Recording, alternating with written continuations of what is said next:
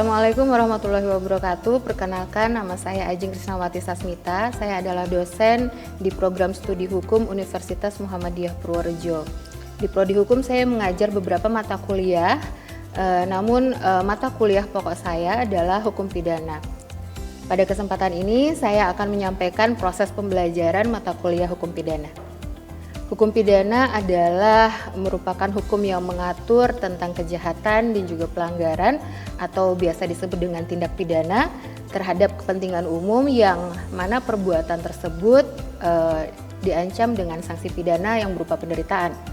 Ruang lingkup dari hukum pidana itu sendiri terdiri atas hukum pidana material dan juga hukum pidana formil. Substansi dari hukum pidana material yang akan saya jelaskan di semester ini terdiri dari tindak pidana atau perbuatan pidana, pertanggungjawaban pidana, dan juga sanksi pidana. Capaian pembelajaran mata kuliah ini adalah mahasiswa mampu menguraikan unsur-unsur tindak pidana dan pertanggungjawaban pidana berdasarkan ketentuan peraturan perundang-undangan yang berlaku, serta mampu menerapkan ketentuan hukum pidana dalam penyelesaian kasus pidana sederhana secara profesional, adil, dan bertanggung jawab. Adapun dalam pembahasan ini merupakan pertemuan ke-6 dengan pokok pembahasan yaitu alasan penghapus pidana yang terdiri dari alasan pembenar dan juga alasan pemaaf. Capaian mata kuliah ini mahasiswa diharapkan mampu menguraikan asas-asas hukum pidana yang meliputi asas legalitas, asas kesalahan, dan asas pertanggungjawaban pidana. Mahasiswa juga diharapkan mampu menjelaskan alasan pembenar dan juga alasan pemaaf, menjelaskan konsep pertanggungjawaban pidana, serta mampu menentukan ketentuan pidana yang relevan dalam kasus pidana sederhana. Metode pembelajaran yang saya gunakan adalah ceramah, diskusi, dan studi kasus. Studi kasus pada materi alasan penghapus pidana kali ini adalah kasus korban begal dan jambret yang dijadikan tersangka oleh aparat penegak hukum. Selain menarik, karena kasus ini juga menuai banyak atensi dari masyarakat terkait penegakan hukum di Indonesia. Kasus ini juga tepat untuk didiskusikan pada perkuliahan hari ini sesuai dengan materi tentang alasan pembenar dan juga pemaaf. Proses perkuliahan ini dibagi menjadi 3 tahapan, yaitu pembukaan, inti materi perkuliahan, dan juga penutup. Pembukaan berisi penyampaian capaian pembelajaran, review materi, serta dari pertemuan sebelumnya. Kemudian inti dari perkuliahan berisi penyampaian materi kepada mahasiswa, membahas tentang alasan penghapus pidana, termasuk alasan pembenar dan juga pemaaf, dasar hukum dari alasan pembenar dan juga alasan pemaaf, unsur-unsur, dan juga analisis kasus pidana ringan yang mengandung unsur alasan penghapus pidana. Penutup berisi kesimpulan materi dan juga penyampaian tugas. Demikian yang dapat saya sampaikan, dan berikut cuplikan video perkuliahan yang saya lakukan. Terima kasih. Wassalamualaikum warahmatullahi wabarakatuh. Oke, bismillahirrahmanirrahim. Assalamualaikum warahmatullahi wabarakatuh. Ya, selamat pagi teman-teman sekalian. Pagi. Sehat semuanya? Ada yang sakit nggak? Ada yang datang? Ada yang tidak hadir hari ini? Masuk semua, alhamdulillah sehat. Baik, hari ini kita akan masuk membahas soal pertanggungjawaban pidana ya teman-teman sekalian. Tapi sebelum kita mulai perkuliahan, ada baiknya kita berdoa terlebih dahulu. Semoga apa yang kita pelajari hari ini bisa diterima oleh teman-teman sekalian dengan baik dan bermanfaat untuk kita semua ya. Berdoa, saya persilahkan. Berdoa selesai. Oke. Melanjutkan pertemuan yang kemarin, karena kemarin kita sudah membahas soal tindak pidana atau perbuatan pidana. Nah, di pertemuan ini kita masuk kepada substansi kedua ya. Ada yang tahu apa saja substansi dari hukum pidana material? Hukum pidana material itu membahas tentang apa sih substansinya? Oke, silakan Mbak Sabrina. Ada 3, yaitu tindak pidana, pertanggungjawaban pidana, sama sanksi pidana. Betul sekali ya. Ada 3 substansi dari hukum pidana material, ya kan? Ada tindak pidana atau perbuatan pidana yang kemarin di minggu yang lalu kalian sudah mempelajarinya. Terus kemudian ada pertanggungjawaban pidana, yang mana hari ini kita akan membahas soal pertanggungjawaban pidana substansi kedua. Lalu kemudian nanti ada sanksi pidana, gitu ya. Nah, kita bahas pertanggungjawaban pidana. Sekarang saya mau tanya, teman-teman masih ingat tidak? Apa maksud dari pertanggungjawaban pidana itu? Oke, baik. Dito? Ya. Jadi untuk pertanggungjawaban pidana itu adalah di mana keadaan seseorang yang melakukan tindak pidana dapat dimintai pertanggungjawaban atas perbuatan yang telah dilakukan oleh orang tersebut. Benar sekali. Seseorang yang melakukan perbuatan yang melanggar hukum pidana, tentu saja dia harus bisa mempertanggungjawabkan perbuatannya. Kan tetapi di dalam hukum pidana ada aturan yang menyebutkan bahwa ada loh orang yang melakukan suatu kejahatan atau tindak pidana tapi dia tidak akan dijatuhi pidana. Ada yang pernah mendengar itu? Kita lihat. Itu termasuk di dalam hukum pidana, masuk ke dalam alasan penghapus pidana. Di dalam alasan penghapus pidana itu nanti ada dua alasan ya, alasan pembenar dan juga alasan pemaaf. Kita lihat di sini ya. Nah, ada yang saya pernah menyampaikan ini di pertemuan sebelumnya. Ada asas di dalam hukum pidana tentang kesalahan. Ya kan? Ada dua hal dalam melakukan tindak pidana. Yang satu, perbuatan itu melanggar, tidak ada seorang pun bisa dijatuhi pidana kecuali apabila pengadilan karena alat pembuktian yang sah menurut undang-undang dan mendapatkan keyakinan bahwa seseorang yang dianggap dapat bertanggung jawab telah bersalah atas perbuatan yang didakwakan atas dirinya, maka itu definisi dari Ginstrafsonderskuld. Dalam artian apa? Seseorang itu harus ada unsur kesalahan dalam perbuatan tindak pidananya, baru bisa hukum pidana menjatuhkan sanksi pidana terhadapnya. Itu ya, itu asas Ginstrafsonderskuld. Nah, kita lihat alasan penghapus pidana di sini. Oke, baik teman-teman sekalian. Di dalam hukum pidana itu seseorang bisa didakwa melakukan sesuatu tindak pidana apabila dia sudah memenuhi dua hal. Pertama adalah perbuatan yang dia lakukan itu bersifat melawan hukum. Ada yang tahu maksudnya bersifat melawan hukum? Oke, Mbaknya? Melanggar peraturan perundang-undangan. Betul sekali ya, melanggar peraturan perundang-undangan. Karena ingat ya, tidak bisa seseorang itu dijatuhi hukuman apabila belum ada peraturan perundang-undangan yang mengaturnya terlebih dahulu. Asas apakah itu? Oke, Lola? Asas legalitas. Ya, betul sekali, asas legalitas. Ingat ya, asas legalitas. Ya, jadi seseorang itu bisa dijatuhi pidana apabila perbuatan yang dia lakukan itu bersifat melawan undang-undang atau peraturan hukum pidana sebagaimana asas legalitas. Itu yang pertama.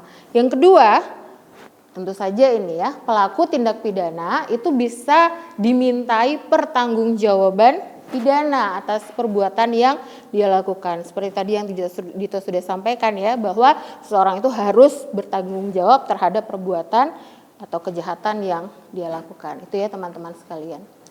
Nah, ini tadi maksud dari tiada pidana tanpa kesalahan di dalam asas Ginstrafsonderskuld itu ya. Jadi meskipun seseorang itu telah melakukan perbuatan yang melanggar hukum pidana, ya, sifatnya melanggar hukum pidana. Tadi kan yang saya sampaikan dua hal tersebut ya, sifatnya perbuatan itu melanggar hukum pidana. Yang kedua, dia bisa dimintai pertanggungjawaban. Nah, yang pertama, kalau dia sudah melakukan perbuatan yang melawan hukum, ya, tapi tanpa adanya kesalahan dari si subjek hukumnya, dari si pelaku, maka di dalam aturan hukum pidana kita, perbuatan yang dia lakukan itu akan dihapuskan. Dalam artian apa? Akan dibenarkan perbuatannya. Tuh, ya, jadi seperti itu. Nah, ini nanti yang masuk ke dalam alasan pembenar dan alasan pemaaf, gitu ya. Jadi di dalam asas Ginstrafsonderskuld, walaupun perbuatan itu melanggar undang-undang pidana, tapi tanpa adanya kesalahan yang dilakukan sesuai dengan aturan KUHP, maka dia tidak akan bisa dijatuhi pidana. Seperti itu, teman-teman. Oke. Nah, ini alasannya. Ingat, pertanggungjawaban pidana itu berkaitan dengan subjek hukum pidana, ya kan? Subjek hukum pidana. Ada dua alasan yang dapat menghapuskan pidana seseorang. walaupun dia melakukan perbuatan yang melanggar hukum pidana. Apa saja alasannya? Dua alasan ini adalah alasan pembenar dan alasan pemaaf. Itu ya. Jadi alasan pembenar itu perbuatan yang dilakukan itu sifat melawan hukum dari perbuatan tersebut dianggap benar. Gitu. Jadi perbuatan yang dilakukan menghapus sifat melawan hukumnya dari perbuatan sehingga perbuatan itu jadi dianggap benar oleh hukum pidana sehingga dia tidak akan dijatuhi hukuman. Oke, ada yang tahu undang-undang nomor berapa KUHP nasional kita sekarang? Undang-undang nomor 1 tahun 2023. Ya, betul sekali ya. Baru berlaku 2 tahun yang lalu ya, 2023 ya, Undang-Undang nomor 1 tahun 2023 tentang Kitab Undang-Undang Hukum Pidana atau KUHP nasional, disebutnya KUHP nasional. KUHP nasional ini terus kemudian menggantikan Wetboek van Strafrecht gitu, jadi menggantikan KUHP yang lama. Nah, teman-teman sekalian, di dalam KUHP nasional, Undang-Undang nomor 1 tahun 2023 ya saya sebutnya, Undang-Undang 123 disebutnya sebenarnya, Undang-Undang 123. Pengertian alasan penghapus pidana di sini ada berkaitan dengan keadaan khusus yang menyebabkan pelaku perbuatan pidana itu tidak akan dijatuhi sanksi. Kenapa demikian? Karena di dalam KUHP nasional kita yang terbaru itu ya lebih mengedepankan tentang restoratif justice gitu ya. Jadi bukan lagi pembalasan gitu, bukan lagi pembalasan sebenarnya. Jadi untuk mewujudkan keadilan substantif dalam kondisi tertentu bagi terdakwa. Kondisi tertentu inilah yang nanti akan kita bahas yang menjadi bagian dari alasan pembenar maupun alasan pemaaf tersebut gitu ya. Jadi ingat saja alasan pembenar dan pemaaf atau alasan penghapus pidana itu di dalam hukum pidana seseorang yang sebenarnya melakukan suatu perbuatan pidana tapi tidak bisa dijatuhi hukuman pidana gitu. Dalam artian seperti itu karena ada alasan-alasan ini. Nanti di hukum pidana formil atau hukum acara pidana seperti yang saya bilang, karena di ilmu hukum pidana itu kan terbagi ruang lingkupnya ada 2 ya, hukum pidana formil dan hukum pidana material. Yang kita bahas saat ini adalah hukum pidana material ya, hukum pidana material atau disebutnya hukum pidana saja. Nanti kalau hukum pidana formil itu disebutnya hukum acara pidana. Di dalam hukum acara pidana itu di dalam nanti kalian akan belajar tentang putusan pidana. Putusan pidana itu ada 3 sebenarnya. Yang pertama adalah menghukum. Menghukum sudah jelas seseorang itu melakukan dengan sah dan meyakinkan melakukan perbuatan yang melanggar undang-undang hukum pidana, gitu ya, melakukan perbuatan yang melanggar undang-undang hukum pidana. Jadi dia akan dijatuhi vonis hukuman. Yang kedua akan dibebaskan. Dibebaskan apabila dia tidak terbukti melakukan perbuatan kejahatan, gitu ya, perbuatan yang dikategorikan sebagai tindak pidana gitu ya, seperti itu. Yang ketiga ada jenis putusan ketiga di dalam hukum acara pidana yaitu yang melepaskan.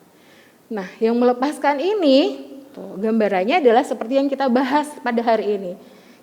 Putusan yang melepaskan ini adalah putusan yang seseorang yang terbukti melakukan suatu perbuatan pidana gitu ya, melanggar undang-undang hukum pidana, tetapi kemudian oleh hakim dia akan dilepaskan dari hukuman pidananya. Kenapa seperti itu? Karena ada alasan pembenar dan pemaafnya.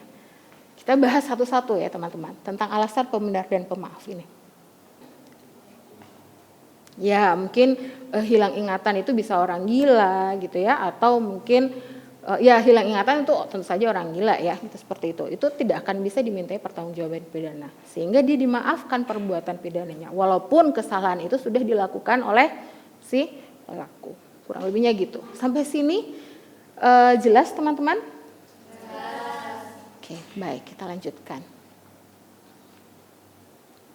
Dasar hukum dari Kitab Undang-Undang Hukum Pidana Nasional tentu saja Undang-Undang 123 yang tadi saya sebutkan ya, Undang-Undang nomor 1 tahun 2023 yang memperkenalkan sistem hukum pidana yang lebih modern karena memang berbeda dari Wetboek van Strafrecht atau Kitab Undang-Undang Pidana yang lama ya. Di mana kalau Kitab Undang-Undang Pidana yang lama kalau teman-teman baca itu kan isinya hanya berupa sanksi gitu kan. beda antara kitab undang-undang yang lama dengan kitab undang-undang hukum pidana yang terbaru itu ada di kodifikasinya berbeda. Ya kan? Kalau di dalam Wetboek van Strafrecht itu kodifikasinya dibagi ke dalam 3 buku, ya kan? Tentang apa saja ada yang tahu? Oke Mbak Fani, gimana? Kalau buku yang lama itu, buku pertama itu ada ketentuan umum, yang kedua Iya. ada kejahatan, Betul. yang ketiga ada pelanggaran. Betul Kalau sekali. yang buku baru itu ada ketentuan umum sama pelanggaran.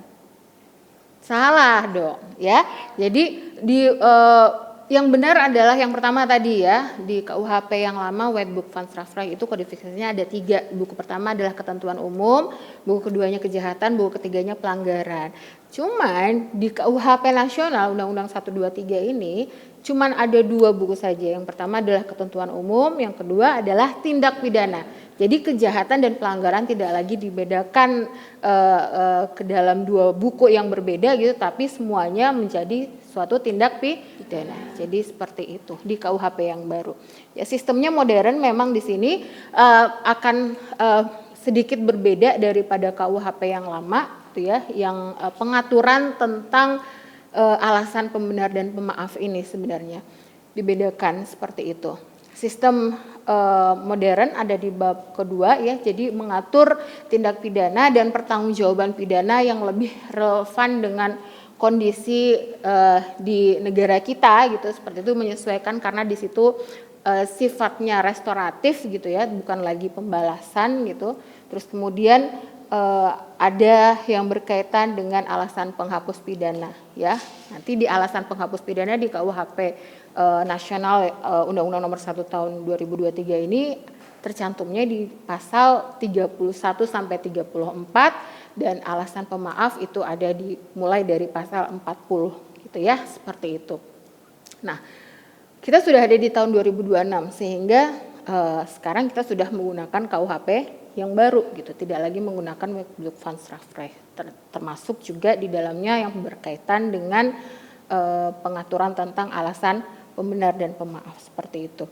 Kalau dulu di KUHP yang lama, alasan pembenar dan pemaaf itu masuk ke dalam satu bab di buku ketentuan, di buku ke-1.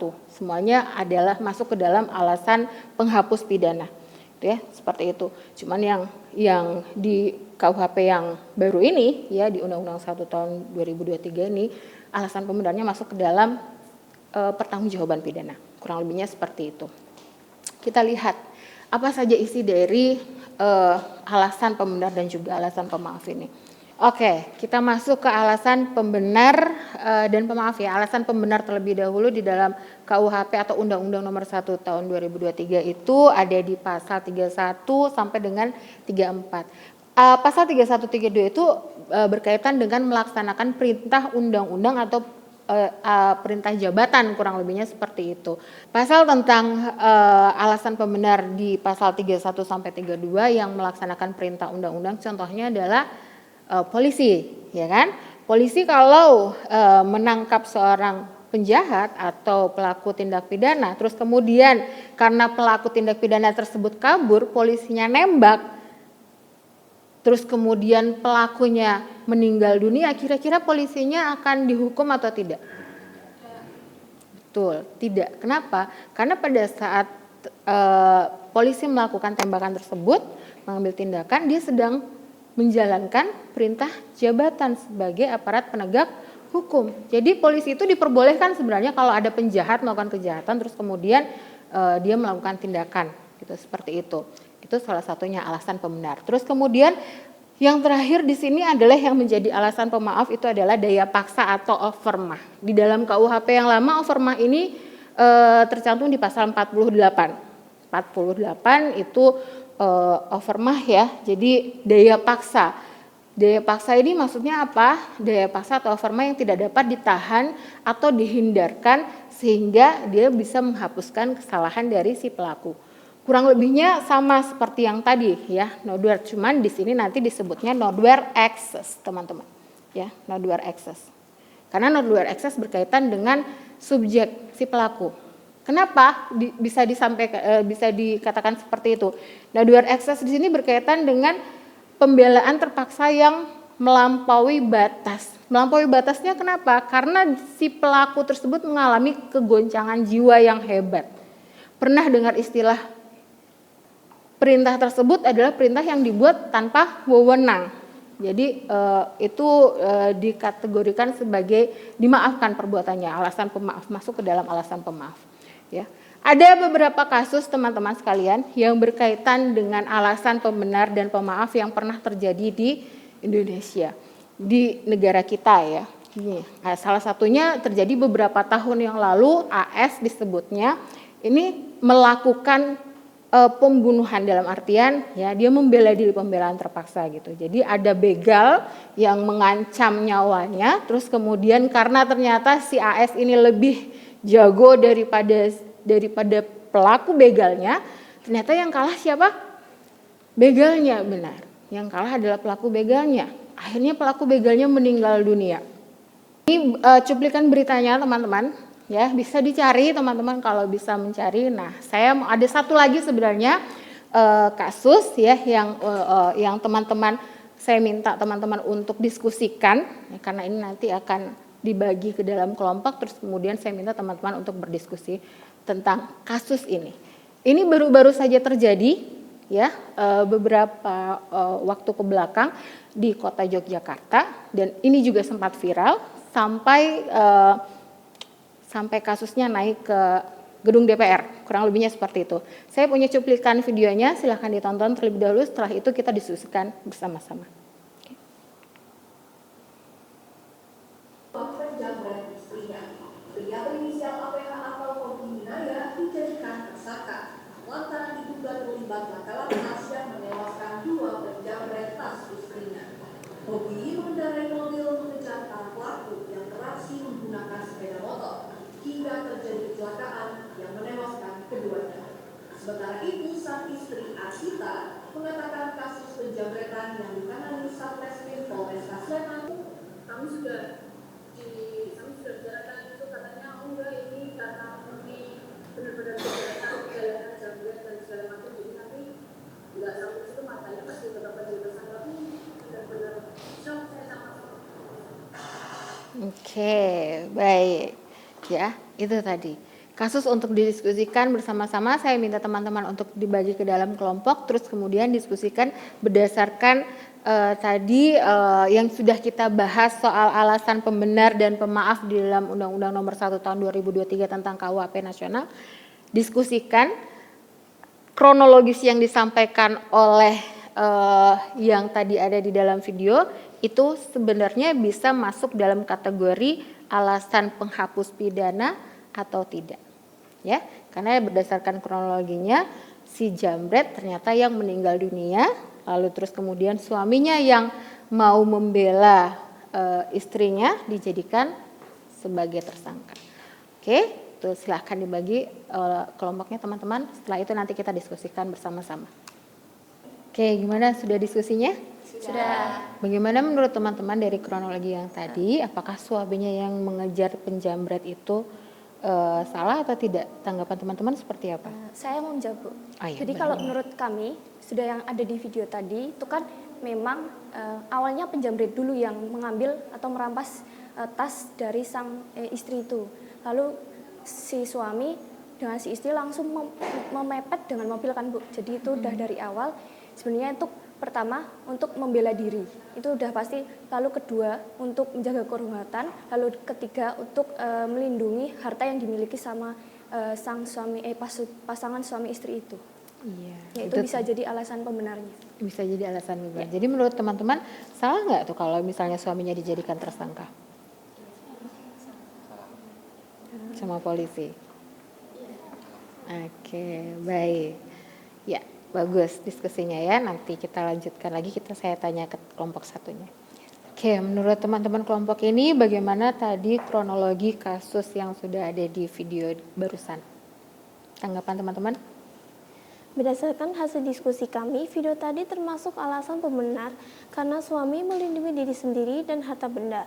Lalu kasus ini walaupun sudah dilampaukan ke kejaksaan dan diberhentikan oleh polisi karena meninggalnya dua begal itu bukan murni kesalahan suami, melainkan murni karena kesalahan diri sendiri, maka dari itu kasus ini dilepaskan karena alasan pembenar. Oke, karena ada alasan pembenar ya. Jadi kira-kira suaminya salah atau tidak, Mbak? Tidak salah. Kenapa? Karena ada alasan pembenar yang tadi sudah dicantumkan di dalam KUHP ya. Itu bisa menghapuskan pidananya sebenarnya ya. Tuh, jadi nggak boleh sampai sidang sebenarnya.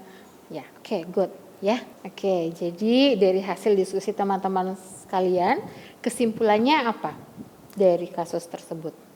Kesimpulannya dari berita tersebut itu merupakan alasan pembenar karena si suami itu mau menyelamatkan harta bendanya dan melindungi diri sendiri, menyelamatkan harta istrinya karena itu juga istrinya kan dokumen penting. Jadi untuk diselamatkan. Setelah itu yang begalnya meninggal itu bukan karena kesalahan si suami, tetapi karena kesalahan sendiri. Dia udah lalai dalam mengendara motor. Dan maka dari itu si suami tidak dapat dijadikan tersangka. Oke, baik. Terima kasih hasil diskusinya ya. Jadi demikian itu menjelaskan alasan pembenar dan pemaafnya ya. Jadi alasan pembenarnya bahwa perbuatan yang dilakukan oleh si suami seharusnya tidak membuat si suami itu dijadikan sebagai tersangka. Oke, baik. Dari seluruh materi tentang alasan pembenar dan alasan pemaaf sebagai alasan penghapus pidana ini, apakah sudah cukup jelas oleh teman-teman sekalian? Sudah. Apakah ada yang ingin bertanya berkaitan dengan materi tersebut? Oke, Yosi silakan Mas Yosi. Tadi kan Ibu menjelaskan tuh di alasan pembenar ada salah satu ada keguncangan jiwa tuh. Nah, maksud dari keguncangan jiwa tuh apa? Kan banyak tuh keguncangan jiwa, ada mungkin dia stres kah, mungkin apa ada bahwa alamiahnya dia memang punya kegilaan kan, maksudnya gimana tuh Bu? Oke, baik, terima kasih Mas Yosi. Yang dimaksud dengan kegoncangan jiwa atau nodware access ini di dalam KUHP yang lama itu ada di pasal 49 ya. Dia bagian dari overmat tapi dia nodware kegoncangan jiwa yang pembelaan tapi kegoncangan jiwa yang hebat gitu. Yang tadi saya contohkan adalah gelap mata ya, dalam artian contohnya misalnya ada seorang anggota polisi gitu ya, begitu sudah capek dengan pekerjaannya, penat, dia masih pakai seragam, masih disertai dengan senjata, begitu datang ke rumah, sampai di rumah ternyata istrinya sedang berselingkuh dengan lelaki lain gitu. Begitu dia sampai dengan kondisi yang capek, terus melihat hal yang di luar dugaan dia, timbul amarah yang sangat besar, dia tidak bisa mengontrol emosinya. Di sini masih ada senjata, karena marah banget tiba-tiba langsung dar. Nah, itu bisa dikategorikan sebagai kegoncangan jiwa. Jadi bedakan antara baru terus kemudian bisa nanti terbukti atau tidak bahwa itu menjadi alasan pemaafnya. Kalau memang kegoncangan itu memang murni dari mentalnya gitu, maka itu akan dijadikan sebagai alasan pemaaf yang membuat dia bisa lepas dari jerat pidana. Tapi jika memang tidak terbukti, maka tentu saja dia bisa dipidana. Kurang lebihnya seperti itu. Cukup jelas? Terima kasih. Oke, baik. Terima kasih teman-teman sekalian. Ini sebelum saya mengakhiri perkuliahan tentang alasan penghapus pidana, nanti saya ada proyek untuk teman-teman sekalian. Tolong cari kasus-kasus, ya kan? Kasus-kasus serupa yang kita bahas yang ada unsur alasan pembenar dan pemaafnya. Kembali itu merupakan proyek kelompok, silahkan nanti teman-teman berkelompok untuk mencari hal tersebut, terus kemudian di pertemuan selanjutnya akan kita diskusikan proyek ini. Sampai sini ada yang mau ditanyakan? Oke, cukup jelas, saya rasa cukup untuk perkuliahan pada hari ini ya, semoga bisa diterima dan bermanfaat untuk teman-teman sekalian. Kita tutup dengan mengucapkan alhamdulillah bersama-sama. Alhamdulillah. Oke, terima kasih, sampai bertemu lagi di pertemuan selanjutnya. Wabillahi taufiq wal hidayah. Wassalamualaikum warahmatullahi wabarakatuh.